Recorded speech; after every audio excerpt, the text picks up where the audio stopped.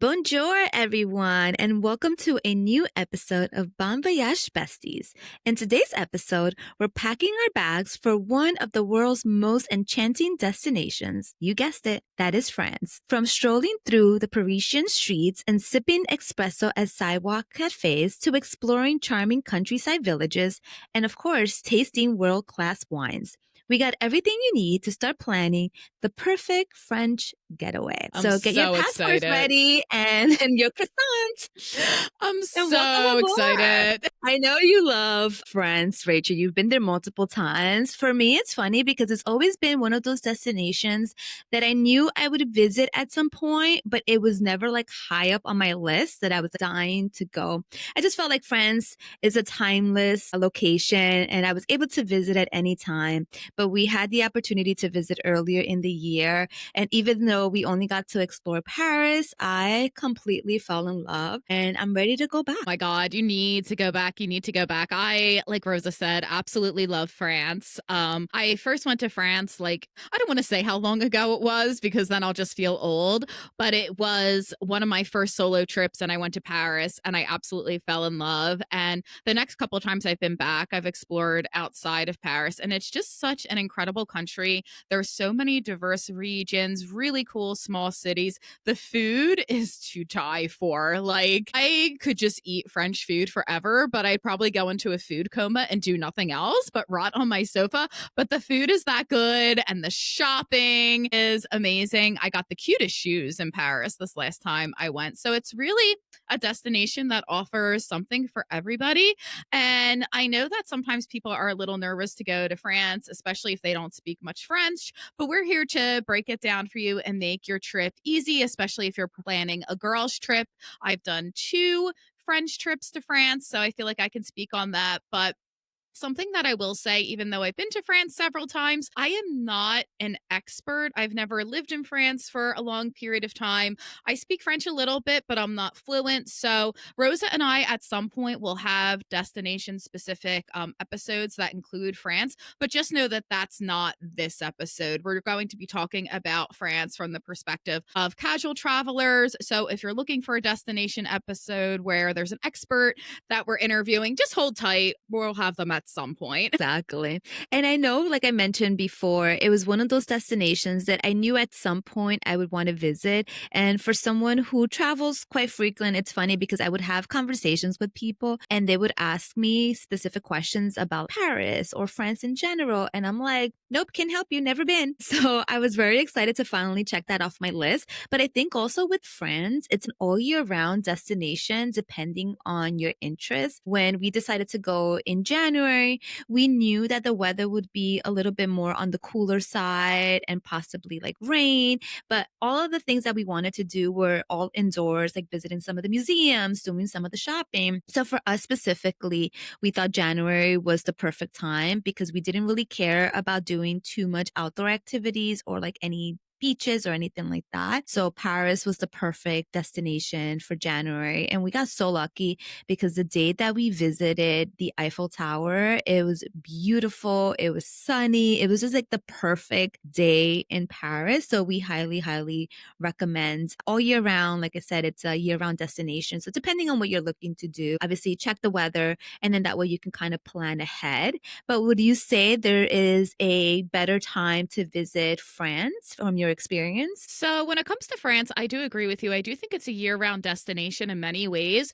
It just really depends on the type of vibe that you're looking for. So I have actually had the pleasure of visiting Paris in particular in November, April, and August. So all 3 of those provided very different experiences. I will say the weather in November, it was cold, but Paris, there's a lot to do indoors, but that's maybe not the best time to go to Versailles. Versailles, one of the big draws are the many gardens that you can explore. You can rent a little rowboat and spend the whole day there. But November, everything was dead and kind of gray. However, in August, the flowers were lush, everything was green. It was warm, but I wouldn't say it was was unbearably hot either, maybe like 28 degrees Celsius. So 82 degrees Fahrenheit for all our American friends out there. So it was like pleasant. It was nice and everything was green and lush and alive. So it really does depend on the type of trip you're looking to do.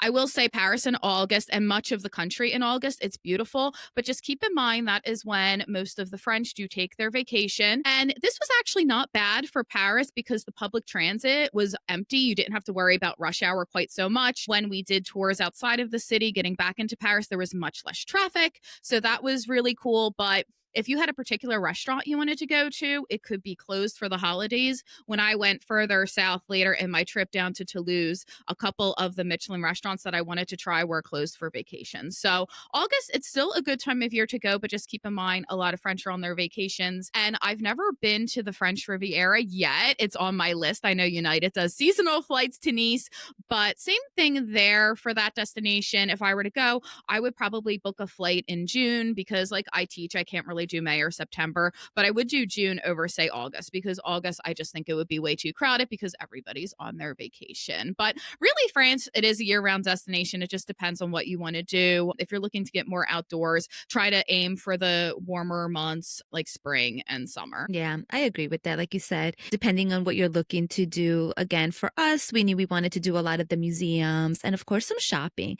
So I think that's what makes Paris specifically the ideal location for a girls' trip. Granted, I went with Michael and Samantha, but I would have loved to have gone on a girls' trip and do like all of the shopping because Paris, it's bad for your wallet. You I know what I think? splurged.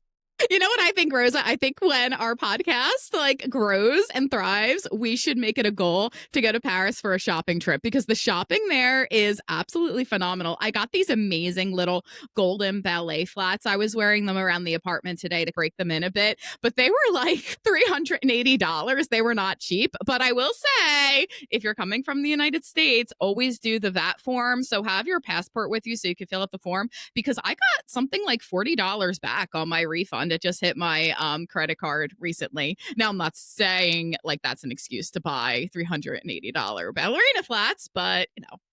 Well, I did worse damage because I was eyeing down these Gucci loafers for like almost a year. And again, like you said, with the VAT refunds, it's so much more cost effective when you're shopping for luxury items, especially in Europe. So with my trip to Paris, I was like, you know what?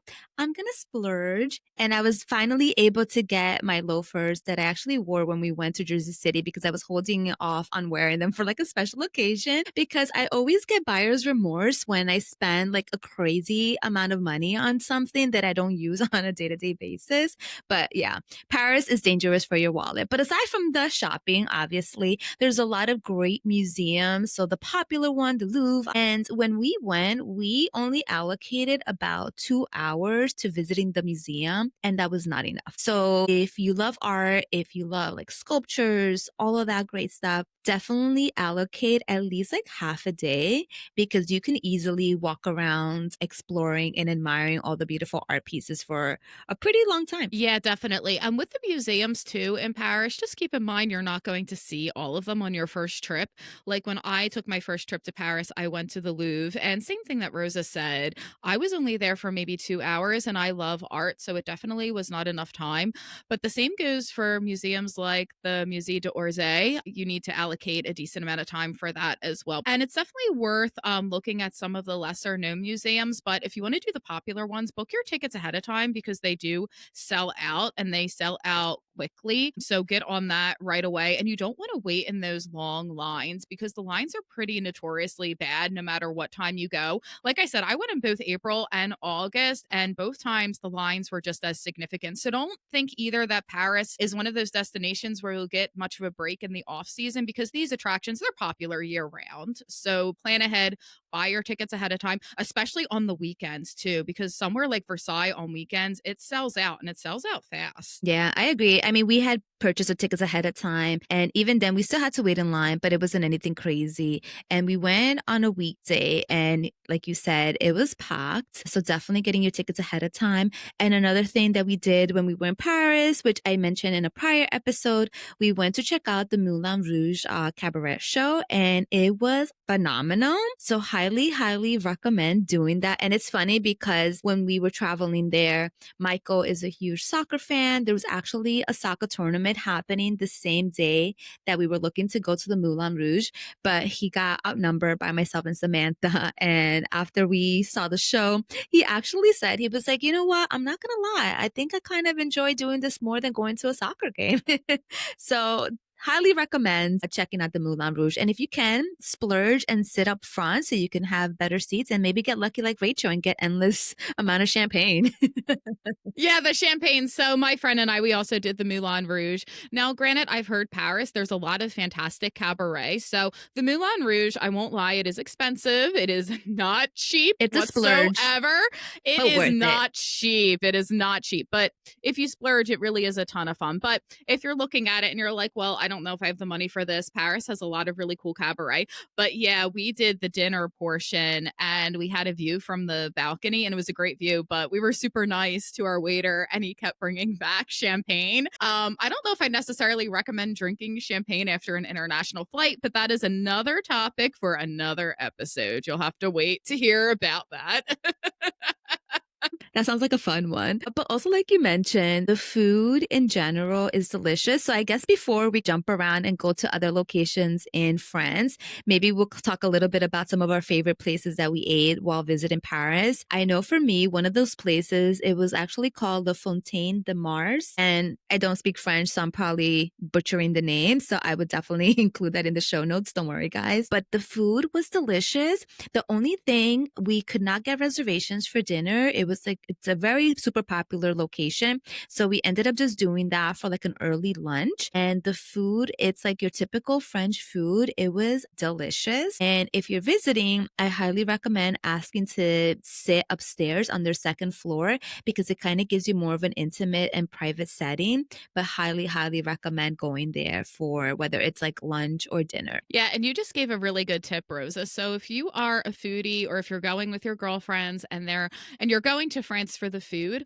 a lot of these really good bistros and cafes, even Michelin star restaurants, they do have options at lunch. So if you make a reservation for lunch, you have a chance to enjoy the food without competing for those dinner reservations. And it can also actually be quite a bit cheaper as well. So if you're on a budget, but you still want to experience the food scene, definitely check out having a leisurely lunch instead of going for dinner because it can be a really economically feasible option and it's less competitive to get a reservation too. And as a solo traveler, I do like just sitting at a French cafe, especially in Paris, people watching with my coffee and my menu of the day, 3-course meal with my book, pretending to be an intellectual. It's like something that I love to do. I mean, people watching is always fun. Another one that we went to is called Cafe Marley. So it's actually right where the Louvre is located and you get beautiful views. And like Rachel said, actually going there for lunch, it was super busy when we went, but the food was delicious, but it was cheaper than going for dinner. So when I travel with Michael and Samantha, obviously traveling as a family of 3, it adds up rather quickly. So going to like these higher end restaurants during the lunch hour actually made it a little bit more economical and we were still able to check out some of these like must visit spots. Yeah, absolutely. So when you go to Paris, just a word of advice, Splitwise will be your friend. If you're going with all your friends, use Splitwise because you will be spending a ton on the food for sure. But yeah, going during lunch can definitely help. So believe it or not, for me, I have to look up the name of the place because I don't remember it off the top of my head. We can maybe put it in the show notes. But sometimes what happens to me on my travels, if I have too much rich food with a lot of butter and a lot of cream, it can be a bomb for my stomach. So when I went to Paris this last time, my friend picked out this really amazing ramen place in the Ninth. And what I loved about it was they used all their seafood ingredients from Brittany and Normandy. So everything was locally sourced. So we had delicious ramen with almost like a French twist. And in Paris, you can get delicious food from all around the world. After all, it is an international city. You can enjoy food from the different regions of France and you can enjoy food from around the world. So you don't just have to stick with Parisian specific cuisine. Another thing that we did that I really enjoyed is we took a food tour of the Marais. So if you have time, I would definitely allocate a few hours to taking a food tour because you could try a bunch of different things. And this one that we took, I think it was called No Diet Food Tours, which I love. I am all for no Sign diets me in up. France. I am all for no diets in France. And we had so much delicious food. The Marais, it has the best falafel. I could have just like lived in a pile of falafel on that trip. And that's a good point. I think too with France in general, there's so many amazing culinary schools. So a lot of these restaurants, like the food that you're going to have is going to be delicious. But again, do your research ahead of time, especially if you do have some dietary restrictions. So that way, if the restaurant's going to have something that is to your liking. But I feel like we can spend like a whole entire episode on Paris alone. But this episode is about France, so we're Yes. gonna hop around, but I would say definitely making sure that you're making reservations ahead of time for these popular attractions. Of course, visiting the Eiffel Tower, things like that. But was there anything that you've done that's more kind of like a hidden gem in Paris or an activity that people don't often talk about?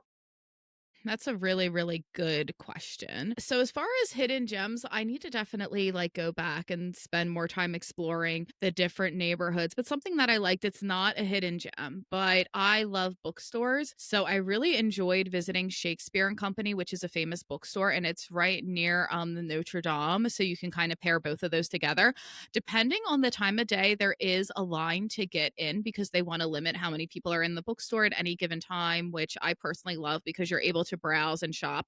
And there's also a phone ban there. You can't be just taking out your phone and doing Insta shots, which I also agree with because you're there to look at the amazing books, not be on your phone the whole time. But it was so fun. I spent half hour in there looking at all the different books. Definitely did some damage. I think I spent like $100, which whatever, it's fine. Credit cards aren't real money anyway. And I brought back all these books and it was just really enjoyable for me. But I am definitely somebody who loves to shop for books. And then the other thing that I did that was really fun is Lafayette's department store.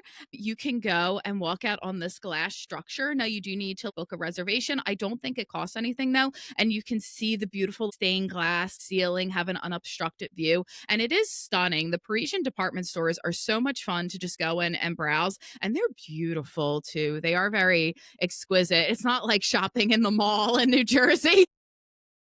It's not like going to like Newport Mall or something. I don't remember the last time I've been to a mall here, actually. I love the department stores in Paris and I love the malls in Tokyo, but New Jersey, I haven't really been lately. Sorry. But that's another episode, but Another episode for another day. exactly. But I know you've done more travel. Again, unfortunately, my experience with France is pretty limited to Paris, and I was only there for a couple of days. So, what are some other places within France that are still like accessible within, like, let's say somebody who's traveling directly into Paris, or maybe they have like limited time to explore? What would you say are some must visit destinations in France? So, a couple things that you can possibly do. I did a French trip in addition to my trip with Paris to the Champagne region, and that was fun. It was a lot of fun.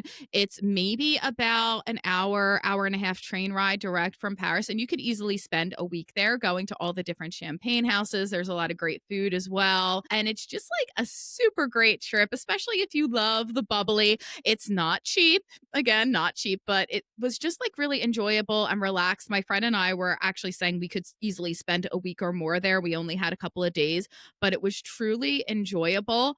Another thing that you could do, I have not had the pleasure of doing this, but my brother and sister in law have. If you're comfortable with renting a car for a couple days, go and drive around Normandy. And I will say summertime is probably better for this. I think in the winter, with being in the north of France and on the sea, it would be a little too cold, but maybe like May to September would be an ideal time to do this. Drive all around Normandy. You can see the D-Day beaches are very popular to visit, as well as Mount Saint Michel, which is this gorgeous, gorgeous monastery, UNESCO World Heritage Site. I did a day trip from Paris to see it myself in August.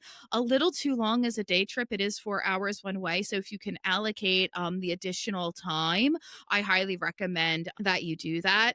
And the other thing a lot of people do, again, I have not done it, but it's on my bucket list and I want to drag my mom with me, is take the train from Paris down to the Loire Valley and you could see all of the chateaus. I do think there it's also easier to rent a car because some of the chateaus are not serviced by public transit, or you could take a group tour as well. I know cycling trips are very popular in that region. So if you want to go on a cute French trip where you cycle and go to all the different chateaus, that would be a lot of fun to do as well. So those are a couple of options near Paris. And Rosa just mentioned something really important. Paris is the most popular destination, but keep in mind that France is actually a pretty large country. So depending on what you do, there may be better places to fly in and out of. Like when my friends and I went to Strasbourg, we actually flew into Frankfurt first and then took the train up to Strasbourg because it borders Germany. And then we made our way over to Paris afterwards. So just make sure that you're checking all of the airports beforehand, because even though Paris is great,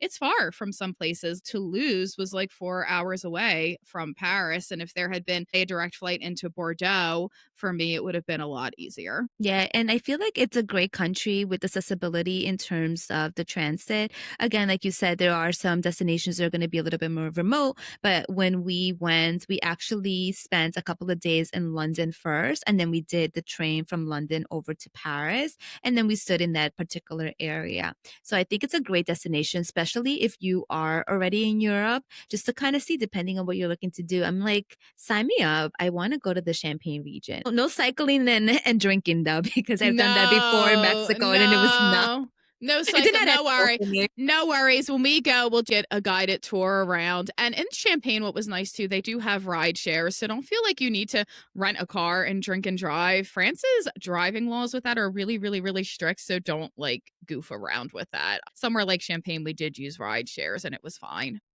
Yeah. And I think with France, it's like one of those destinations that people assume is going to be expensive. And I feel like with any destination, depending on your budget, you can plan accordingly. But do you have any smart budgeting tips for like accommodations, food, and experiences? So with this, it all depends. I would just like thoroughly do your research. Paris is always going to be the most expensive because it's Paris. It's like coming to the United States and being like, oh, I'm going to spend my trip in New York City. That's just going to like eat up your budget and spit it out. With Paris, my one night at the end of my trip was like twice as much as my hotel in Toulouse. So if you can get out of Paris, I highly recommend it just because there's so many tourists. But when I first went to Paris when I was 26, I obviously did not have the money to be staying at a nice hotel. So if you're young, there are still hostels and there's a lot more hostels that are like better and cleaner than when I started traveling. I'm not going to say the hostel, but it was a little gnarly. I'm not going to go into the details with this, but it's a lot better than it was, so you can find more budget friendly options. And really, when I stayed down in the 14th, it wasn't nearly as expensive, so you can also pick an area that's not quite as pricey, but in general, I would say if you're looking to save some money, if you get out of Paris, you'll have a lot more luck with that than if you're just like, I want to be in Paris and have a view of the Eiffel Tower. It's not really going to work in your favor as far as budget is concerned. Another thing that I would recommend is to purchase train tickets ahead of time. I'm not sure about France, but I know in the UK there is surge pricing the closer that it gets to the date in question. So with France, I've always purchased my tickets ahead of time. And that's a good rule of thumb anyway, because on holidays and weekends, the trains do sell out. And the TGV, you need a reservation. You can't just show up, say the day of being like, I'm going to go from Paris to Bordeaux on the TGV and go to my hotel. You need to have a reservation ahead of time. And if it's sold out, then you're out of luck. And they do check the reservations. They're very strict about that. They'll check you as you're boarding the train, and then they'll check again when you're in your actual seats. So TGV reservations, buy ahead. You may have more luck with that. If you're a student, check for those student discounts. If you're a senior, check for those senior discounts because they do exist and you can save save a little money there as well. And like we said before, like opt for lunch if you want to try a fancier restaurant, say in Paris or another city. France has so many amazing culinary experiences. So opt for lunch. And then, as always, something I always advocate for, the free walking tours. I love free walking tours. Paris has a lot of really fun free walking tours that you can do. And so do many of the other cities. We did a really cool free walking tour in Strasbourg. And what you had to do is just tip the tour guide what you think the tour is worth. So you're not out of a ton of money for a really good quality tour. And those tour guides, they want your tips. So they're going to make the experience worth your while. And that's a good tip also too. You're saving money, you're getting to know the destination from a local, and you're also getting a little bit of exercise. So walking tours are great. I know for us, we always try to find accommodations that are like centrally located, either within walking distance to some of the attractions that we want to see, or within like a short walk to like the metro. And I felt like, especially with Paris, taking the metro was super easy. I think we got lost. It was funny on our last day, but that was a whole ordeal. But it was very, very, very accessible. So I think finding accommodations that are within walking distance or public transportation wherever possible, or if you are visiting a destination within France that you feel comfortable driving in, then renting a car because that will allow you to kind of explore a little bit more as well. Yeah, definitely. And if you're renting a car, just make sure if you're coming from the United States that you're getting an automatic car. France, like much of Europe, they mostly drive manual cars, and I don't know how to drive manual. So just make sure that it's a car you're comfortable with. And in addition to the public transportation, what we did in Paris this last time, because we were there for a few days, we actually got, I think it was a 3-day pass that allowed us unlimited uses on the metro and the buses. The buses are also really good in Paris because it's kind of cool just to see everything like above ground and taking a bus ride around. So if you're going to be using public transportation a great deal, using those 3-day passes are a way to save money. And it's nice because they're right on your phone. You pay right on your phone. You don't have to mess around with the ticket machines, which can be, confusing and a bit like frustrating, especially if you're in a rush to catch something. So yeah, the 3-day pass really worked in our favor. We definitely saved money with that because we were always like on and off the metro. So would you say that is there a way for travelers to balance their itinerary between the big cities like Paris and some of these other smaller towns or countryside regions? Like how can someone maximize, especially like for me, like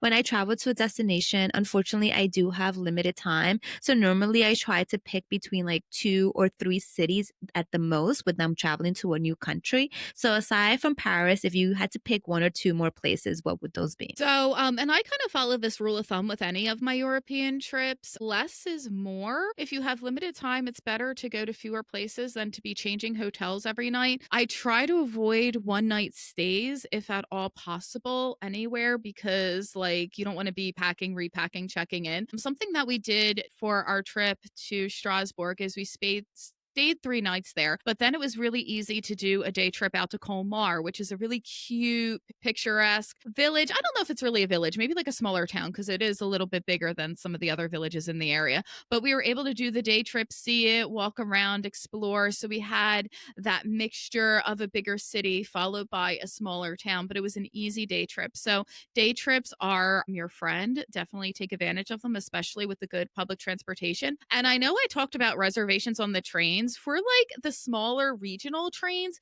you do not need a reservation ahead of time. In that case, you can just go to the train station and book your tickets. It's only for those high speed TGV type of trains. Those are more like going to the airport. So I would do that. I would pick like say if you have a week in France, I would pick maybe 2 bigger cities and then allocate 2 days for day trips that are easy to get to using public transit. So you kind of get a mix from of everything. And I would also focus on one region because, again, France is very big. You don't want to be like, oh, I have a week in France. I'm going to go to Paris and then go all the way down to Nice because that's going to take forever. It's a very long train ride. Like I said, my train ride from Paris to Toulouse was over 4 hours one way. So you want to make sure that logistically it makes sense. I mean, the trains are fast and all, but you're still going to be, on there for quite a bit if you're going across the country. So try to pick a region and focus on that region if you only have, say, a week or 8 days. I agree with that. I also try to limit myself, like I said, to maybe 2 or 3. I ideally 2 because I don't want to be packing my bags, like you said, checking into the hotel and just wasting your time commuting when I can be spending that time sightseeing, eating great food, or doing some fun shopping. So definitely do your research ahead of time and see, depending on what your interests are. Also, the time of the year, because like Rachel said earlier in the episode, different locations, especially is very common within Europe that certain places they kind of like shut down. People are on holidays. Maybe the summer months are busier, or maybe if you're traveling to a destination within France, let's say summer months, you're going to Nice or like the coastal area, and you're going to get a little bit busier. So making sure you do your research ahead of time and just figure out what type of trip you're looking for, and that will allow you to narrow down based on those interests. So I know one thing for me before going to Paris and going to France in general, you hear quite often, especially being from the US, that French people, they don't like us. No, no, no, no, no, no, So no.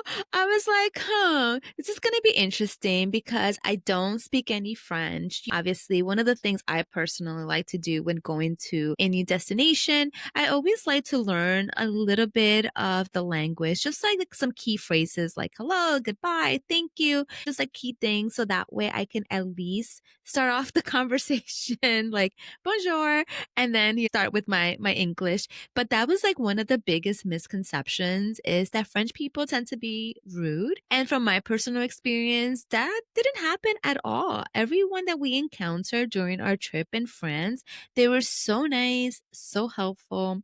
They were phenomenal. And I didn't encounter any issues with language barrier. So again, I am going to their country. So French is the native language. So learning key phrases, I feel like they kind of appreciate and see the effort that you're making.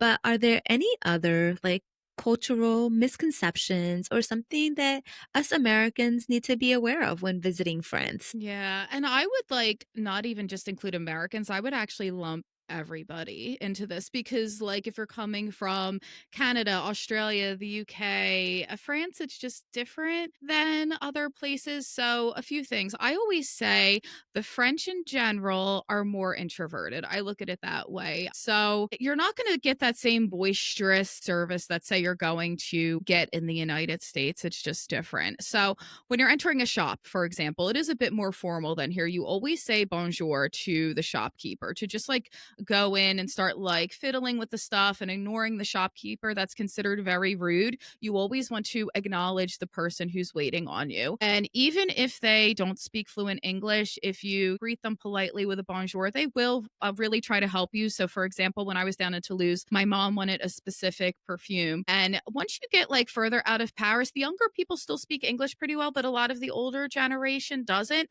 And the woman helping me out, she didn't really speak much English, but I speak a little French, but it's nothing, amazing to write home about. But because I was polite and able to say a couple words, she was just like so good about finding the specific perfume I needed. She knew it was a gift from my mom. I was like, oh, un cadeau. And she like wrapped it really nicely. And I was apologizing for my bad French. And she was like, no, no, your French is great. So always just like acknowledging whoever it is who's waiting on you with a polite bonjour. Don't just ignore the person and just start messing with things because that's considered very rude. Also on public transit, and I feel like a lot of people do this. Don't be like doing what people do on New Jersey Transit and have the phone out with no headphones, watching videos at full volume. You're going to be pissing people off. Don't do that. Nobody wants to hear it. Nobody wants to hear it. So on public transit, very quiet. Make sure you're watching your volume as well. Like I'm from New Jersey, I can be very loud. It's just like what happens when you grow up here. It's a very crowded state and it's part of the culture to be a little louder. Paris and other parts of France, that's not the case. So always just be mindful of your volume when you're on public transit because nobody wants to hear your phone call. No one wants to hear your conversation with friends. Just try to keep the volume low and you'll notice right away when you go on the trains, it's very, very quiet and very peaceful. I noticed right away when I came back, I had to take the path into Jersey City and there was a group of teenagers watching videos on their phones. And I'm like, I'm back here. Yeah, I Like, miss France. I'm I back miss home. France. Yeah, so be mindful of the volume on public transit. Always acknowledge the person waiting on you. And like Rosa said, a couple words of French is enough. A lot of the young people I've spoken with, they understand that French is a very difficult language and they don't expect you to be fluent, but definitely knowing a few words shows respect. Like even when I had a couple hours to myself in Toulouse and I went out for lunch by myself, I did notice by speaking French, I did get better service. So it does go a long way. And the French, they're not rude. They're just, more introverted. And like culturally, it's a quieter, more formal society. So you just have to embrace that. Yeah, that's like all I would do. Just be kind. Just be kind and it'll go a long way. I've actually had a lot more issues with people being rude in other countries as opposed to France. I'm not going to name names, but Just don't say New Jersey or they're gonna kick us out. no, no. Actually, like New Jersey, I mean, New Jersey, we can be, what is it? That's the saying with New I Jersey. think they say, We're like, "We're kind but not nice." Yeah, we're kind but not nice. So it's just it's different. And also with France, something that I don't recommend doing, public drunkenness is a no-no. Like they do love their wine and their champagne. But when I was in Toulouse, I met up with this couple on our tour down to Albi, which is a really cute city, and we had to stop at a winery and it was a lot of fun. So we had like a pre-dinner drink at a cafe. And there was this girl, I don't know what nationality she was. She wasn't American. I couldn't tell, but she was very, very drunk and falling over and making a scene. And we were like, ça va? Public drunkenness is still a no-no, even though they like their wine. So just like don't be sloppy and don't be a mess because you are going to kind of get the side eye a little bit. That pretty much goes, like, anywhere that you travel, and like you said, being kind goes a long way, and I know for us coming from the States, one of the things that not necessarily shocking, but when you're greeting someone in Europe and if you're traveling to France, they love to do, like, the double kisses, so just be prepared for that because it's very typical. I know the first time I traveled and I went to actually, I think it was, like, Spain, and they were doing the double kisses, and I was like, "Oh, hold on." Almost like kiss someone in the lips right there. So definitely be prepared for that. Like Rachel said, just be mindful of your volume, especially in public places. And also, too, I feel like the fashion in Paris, everyone, it's like so properly groomed and everyone is just so beautiful. So it's a great opportunity for you to get a little stylish and just like get your fancy clothes out because I love the fashion in Paris and it gave me an excuse to really dress up. Yeah, it's definitely a little bit more formal with the fashion. And it really is cool to see how people dress up. When I was getting my nice little golden ballerina flats, the shopkeeper, she was great. She was like such a good help. And I don't normally wear heels, but this has like a little bit of a heel to it. And then like the ballerina shoe. And she was like, yeah, the women in Paris like wear these everywhere. And it's really easy to walk long distances and whatnot. And I was like, huh. I'm like, this is impressive because I always wear sneakers at home. It's like sold. Give me one in each color. I love that though. I wish. I wish.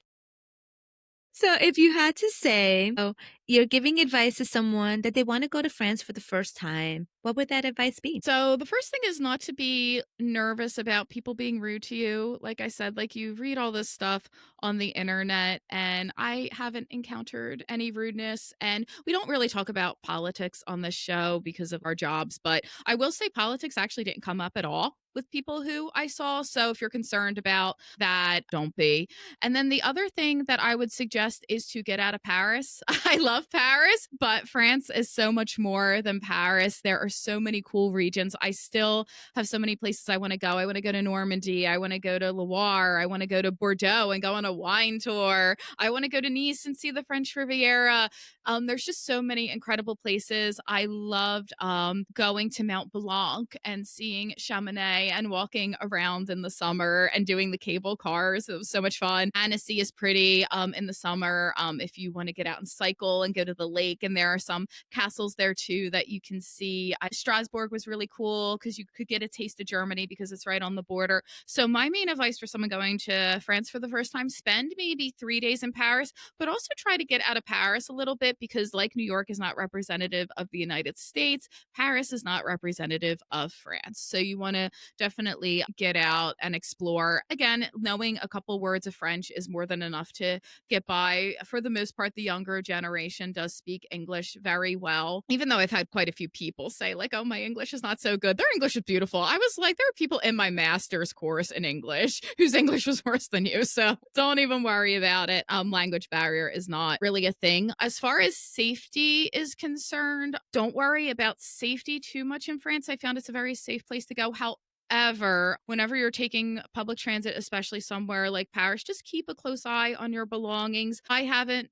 been pickpocketed, but I have heard stories. So just make sure that you're keeping an eye on your stuff when you go over there. And say if you're like renting a car in Provence or if you're renting a car in Normandy, just use common sense. Just keep your car locked if you're going out to sightsee and not leave any valuables visible. Again, like France is really safe, but your belongings, just keep a close eye on them like you would do anywhere else. I agree with that. I know, again, social media sometimes they give you this portrayal of a destination, especially when you haven't been there. But just a general rule of thumb when you are traveling to a new destination, especially larger cities, just be mindful of your personal belongings, like Rachel said.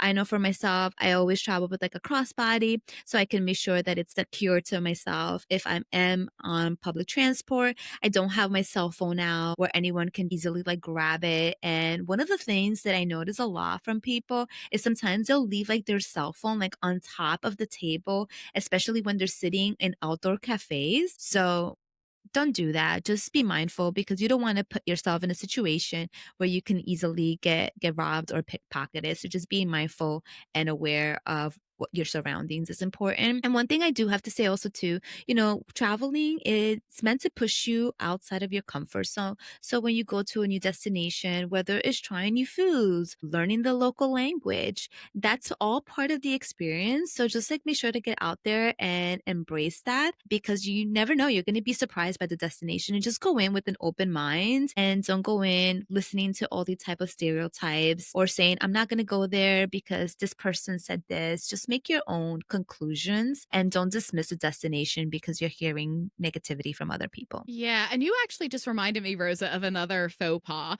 So we talked about this in another episode, but in the United States, especially, we are very used to customizing our meals when we go out to eat. Don't do that in France. Just don't. I feel like it's an insult to the chef. Like I've heard stories about this. Like they won't customize as readily. If you have any dietary restrictions, always do your research ahead of time. So, for example, if you're vegan, I know the Happy Cow is a great resource to find vegan restaurants, but I would avoid customizing your meals, especially if it's somewhere really fancy because they take their food very seriously. And I don't want to get chased out into the streets. Definitely not. I mean, I am that person that when I make reservations for a restaurant, that's because I study the menu Oh, I and do that too. Oh, I absolutely. like I'll sit there and pretend like, oh yeah, let me read the menu when I'm at the restaurant. Like, no, buddy, I already knew what I was gonna order 3 months ago when I made this reservation. My They're like, God. do you want to hear today's special? And I'm like, sure. In the back of my mind, I'm like, I already know what I'm getting for appetizer, my entree, and my dessert. You know But I'll what, indulge you. Why not? You know what's the worst about that, Rosa? Because I do the same thing. Like I'll look at the menu and study it. The worst is when you like have this meal like planned in your head for a week and you get there and they're just like, we're sold out of X, Y, and Z. And it's like, no, No. now I have to make a decision on the spot. Yeah, and I always feel the pressure, especially if I am traveling with Michael and Samantha, because more or less we always like to try different things, and our palate's a little bit different. Like I know Samantha's a little bit more adventurous. She always likes to try the local cuisine, so she's always intrigued by the specials or like the entree of the day and all that fun stuff. So I always try to look at the menu ahead of time and try to like gauge like, okay, is this a place that the three of us will actually find something that we all like? So I'm always doing that research because I hate going to a place and then I feel guilty if they don't necessarily like love their meal or if the menu doesn't have something that they like. So I am that friend. I will always do the research. Although I have gone to places and that actually happened to us in Paris. A couple of my friends recommended this one restaurant and the food was decent. The food wasn't bad, but it was pricey.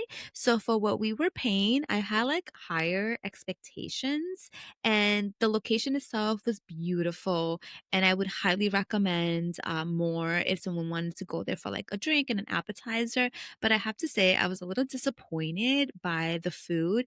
And that was one of the places I did not do any research and I just went blindly based on recommendations from my friends, which I was surprised because they have good taste. So I was like, you kind of let me down. Yeah, and that's like something like really important, like you said. So when it comes to say Paris, because a lot of tourists go to Paris, always do your research because even though France is really well known for excellent food, that doesn't necessarily mean that every single place you're going to go to is a Michelin star restaurant. There are a lot of more touristy restaurants where the food isn't going to be the greatest. I remember coming back from our tour at Mount St. Michel and we were driving past the Eiffel Tower and there were all these cafes around and the tour guide was like, I don't recommend any of these unless you want to be sitting on the throne and not the throne of Versailles, the throne in your hotel room. And I was like, oh, okay. So yeah, so do your research, read reviews, see if the place like is crowded or kind of empty. Maybe like take a look, is it mostly tourists or are there a lot of locals? So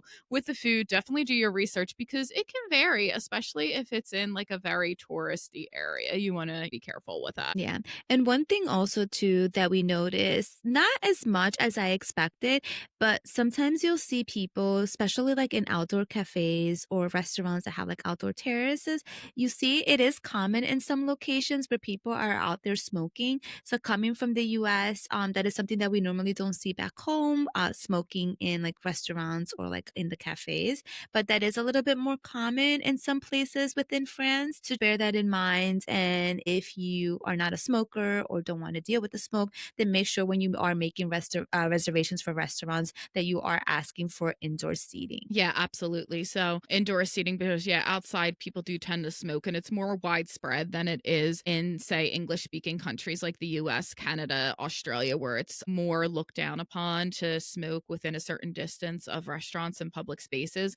In France, it's not like that. So just like if you're very sensitive to smoke, maybe book an indoor table, which I know it's kind of sucks. You can't people watch, but at the same time, you're not going to change the culture. So you have to look out for your health and look out for yourself. Agreed. And on that note, are you ready for some fun rapid fire questions? Yeah, throw all the questions at me. I'm super excited. Let's do it. Alrighty. So, would you rather spend a week exploring the romantic streets of Paris or the sun soaked beaches of the French Riviera? Well, I always love Paris, but I'm going to go with this one, the French Riviera, just because I haven't been there yet. I know United does a seasonal flight directly to Nice, and I've seen pictures and it just looks absolutely stunning. And it's not just Nice, there's so many like small towns and cool places to explore. So just because I haven't been down there yet, I'm going to go with the French Riviera, I think. How about you, Ro? I'll join you. I You'll guess join it me? depends of the the time of the year. If we're going during like the summer months, then definitely the Riviera. But maybe if it's like early in the year, the cooler time of the season, then maybe I'll do Paris and just like, shop till I drop or until my credit cards get maxed out and declined. That's the dream, right? Or you could just be like, screw it and go to both. That's a better answer. Alrighty. Would you rather enjoy a cozy breakfast with French croissants and coffee at a Parisian cafe or indulge in a 5-course gourmet dinner at a Michelin star? This is an easy one. You're going with the Michelin star restaurant. So I was actually going to say, if I'm the one paying, I will take the croissant at the cafe. If I am not paying, I will take the Michelin star restaurant. It's so funny. When I went to this one bakery and the croissant was huge. Like it was like the size of my face and it wasn't cheap. I was like, how did I end up spending like 20 euros on a freaking croissant? Do you have a picture of it? We could use it in our thumbnail. I'll find the photo, but yeah, the croissant was like huge. I was like, yeah, this is an investment, I guess. Oh God, I miss the croissants. I had them literally every single day. I just miss the pastries. And now that I'm back here, it's not the same. I mean, France does pastries better than the US. Sorry. Yeah, I love a good croissant. Me too. Me too. All right, let's see what else we have here. Would you rather wander through the historic castles of the Loire Valley or hike through the breathtaking French Alps? So here, this is the same thing. So I've been to the French Alps. I've been to Mount Blanc. Absolutely gorgeous, absolutely spectacular. So I'll have to go with Loire Valley again because I haven't seen it yet. Like those pictures look so insane. I want to pretend that I'm Belle from Beauty and the Beast and just like run all over the place and have a good time and take take my chateau like poses. And yeah, so I'll go with the Loire Valley. Although I will say, if it's an absolutely spectacular day, give me the French Alps. Like there's something about that alpine air that just is good for my soul. Yeah, it's like the fresh countryside air, not like the smell of Elizabeth, New Jersey when you're Oh driving my down the turnpike. gosh, we're really coming for New Jersey in this episode. I'm I sorry, New Jersey. Listen, like I love living here, but like it's not France. Yeah, it's so funny because like not to get off topic, but driving the turnpike, like the other day we were coming back from visiting Samantha and I dozed off because Michael was driving and then all of a sudden I'm like, are we like near the airport? Michael's like, how do you know? I'm like, I can smell it. The refineries, baby. Give me the fresh smelling countryside. All Yeah, right, please. Rachel. Here's a good one. Would you rather take a wine tasting tour through the Bordeaux or a champagne tasting tour in Reims? Is it Reims? Reims? I don't know how to pronounce it. There's a French way to pronounce it, and I'm not going to do it because Reims? I don't know. so I can never pronounce it the French way, so I'm not going to do it because I can already hear people in the comments making fun of me. I'll just blame it on being congested and being Dominican and not knowing how to pronounce anything. You're fine. You're fine. So, because I've been to Champagne, I feel like there's a pattern with my answers.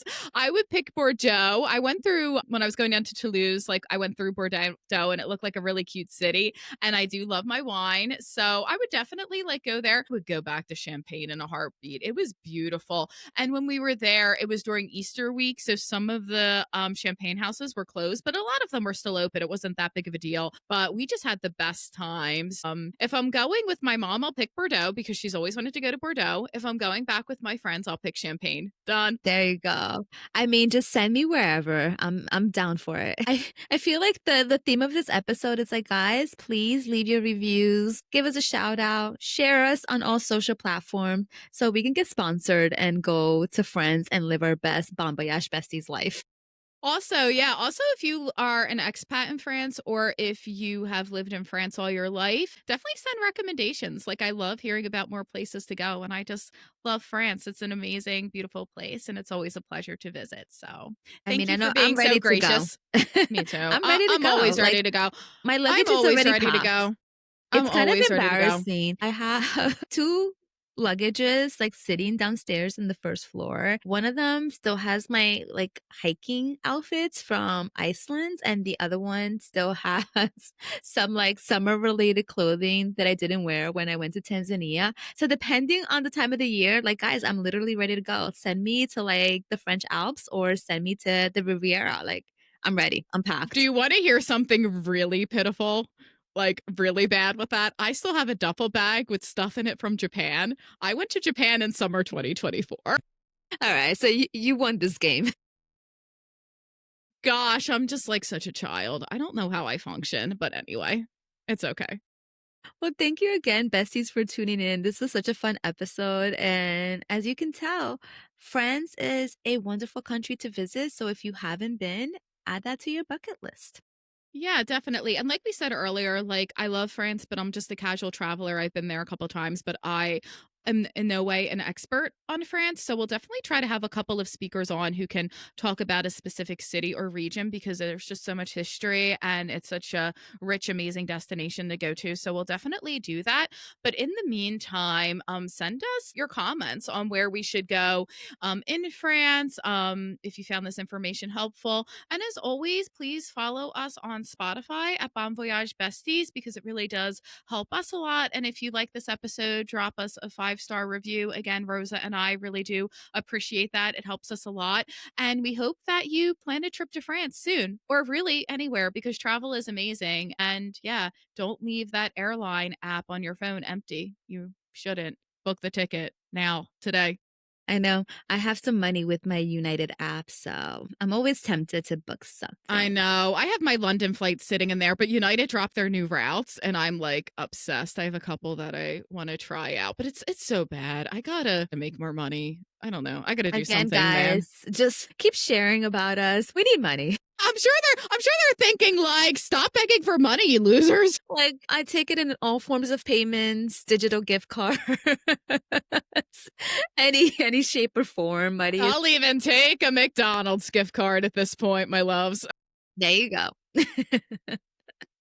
All right. Do you want to close up the show, Rachel? Sure, sure. So go to France. That's the first thing that I would say. And thank you for joining us on this dreamy journey. So, whether you're sipping coffee in a Parisian cafe, judging all the people on the streets, or road tripping through the countryside and pretending to be Belle at the chateaus, we hope that today's episode inspired your next great adventure. Like we said, we'll try to find some city specific experts for future episodes. And don't forget to follow Bon Voyage Besties for more travel tips. And until next time, Bon Voyage Besties, book that ticket to Paris or Nice because it's calling your name and it is a need, not a want. So just book it.